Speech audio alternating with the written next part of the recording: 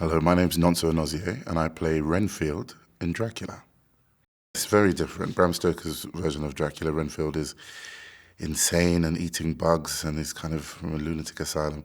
I like the difference. I think starting where we are with Renfield, a cool, collected lawyer, is a great place to start from, which kind of gives you lots of places to go. Because if you start from here, where he could go is endless. So we know that could be a possibility for him somewhere in the series. But it's really interesting to play Renfield as it is. Well, Renfield is a really smart guy. He's a lawyer by trade, and he's found himself with Grayson in 1896 in London. And it's kind of really interesting. I tried to do a little bit of research on black people in London at the time, and there wasn't really any reference I could find to Americans. So for me, it's really a combination of a creation of the scriptwriters and myself as to who Renfield is, because he's really something that no one's ever got to see before, at a time that no one is really familiar with. So for me, it's really interesting to play. And in short, Renfield is Grayson's Swiss Army knife. He's an all-purpose man. He's someone who can be anything and do anything at a moment's notice, and he has complete loyalty to Grayson. This version of Dracula, to me, is a kind of a new, fresh take on an old story, and something that is never been done before, really. I don't think you're ever going to see anything like this on TV. And I think what Johnny from Rhys Meyers, what he brings to the character is amazing.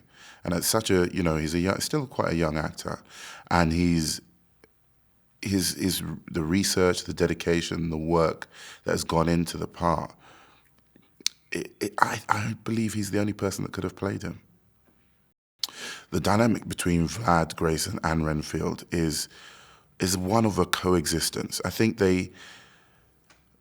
Vlad/Grayson depend on Renfield as much as Renfield depends on them. I think it's almost like the relationship between a crocodile and one of those little tiny birds that picks the food out of the crocodile's teeth, because the crocodile needs it to keep its teeth clean, but at any moment the crocodile could snap its teeth and Renfield could be gone. But they coexist because they need each other. Yeah, I did a lot of research on the time period, on the dress, on the way people move, on the mannerisms, and I think Renfield is someone who likes to emulate the higher echelons of society, and he really likes to be at the peak of fashion, at the peak of what is hot and what is not, and the way to behave and to pronounce things and to carry himself. Because he's so different from everybody else, the way that he carries himself is so important. So he fits into every level of society. It's really interesting playing Renfield and being a black man at that time period, because of course in America, in some places, it's still really a place of slavery. Slavery's still going on. So there is that feeling of oppression, of difference, of being isolated.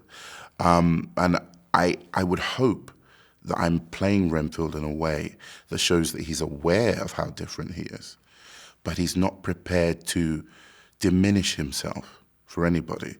So he's kind of a man before his time, I suppose.